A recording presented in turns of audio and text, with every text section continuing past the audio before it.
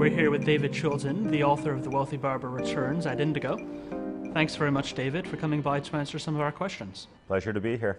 Everyone knows you from your book, The Wealthy Barber Returns, but what we really want to know is more about you. How did you earn your first dollar? That's an interesting question. My first summer job, I sold Simonizing of cars door to door.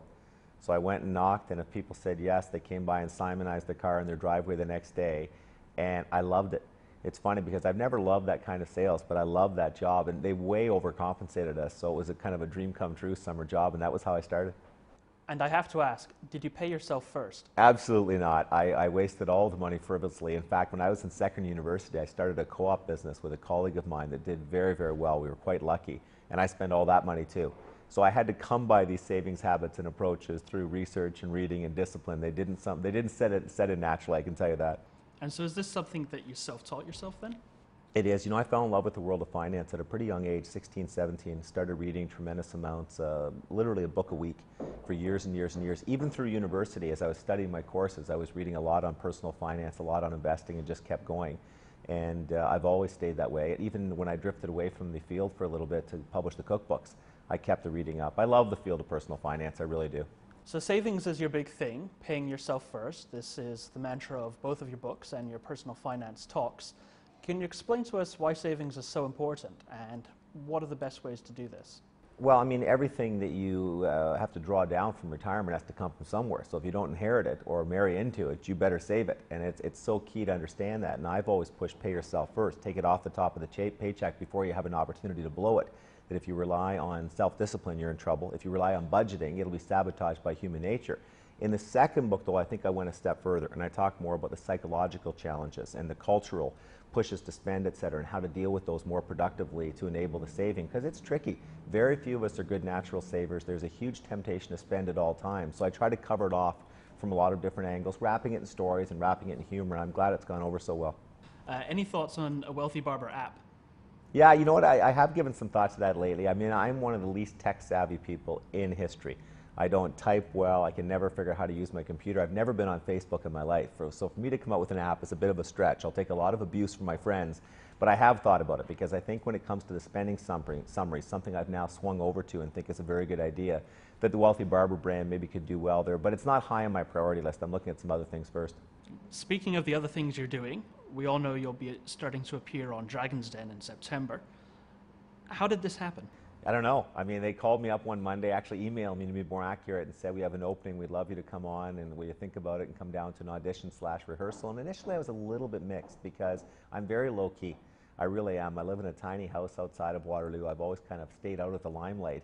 And Dragon's Den is a very popular show, and obviously the profile is very high. But when I went to the rehearsal, the audition, I loved it. I mean, I enjoyed the pitches immensely, the whole business idea behind it. Everything about it I liked, and I said, I'm in.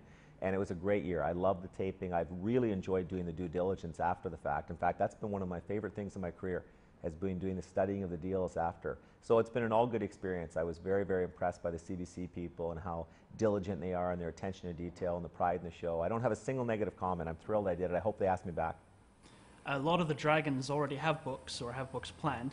Do you compare sales? Is there a friendly rivalry? I do, because mine sell more, so I'm constantly bringing that up. No, I'm just kidding. They've all done very well. I mean, they've got good brand profiles, but I think more importantly, and kidding aside, they all have good stories. They really do. I mean, they've all got interesting backstories, what motivated them to do what they've done, and they're good people. I mean, Arlene Dickinson can teach people a lot. She really can. She's overcome a lot in her life. She's a very good communicator. Her book was excellent.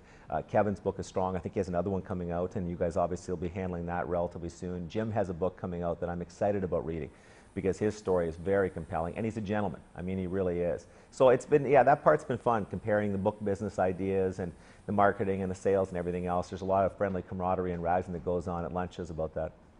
The books are really fun in the world of personal finance. And your first book, The Wealthy Barber, must be one of the most successful self-published books ever in Canada.